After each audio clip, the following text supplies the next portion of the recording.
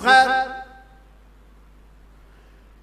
तालीम का दौर है तो जान महफूज होनी चाहिए, तहजीब का दौर है आबरू महफूज होनी चाहिए, अगर तरक्की का दौर है तो माल महफूज होना चाहिए। जान महफूज नहीं, मालूम होता है तालीम का दौर नहीं,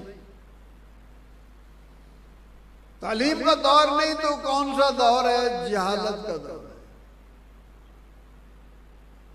महसूस न फरमाया, तहजीब का दौर हो तो आबरू महफूज, आबरू महफूज नहीं, मालूम होता है तहजीब का दौर नहीं,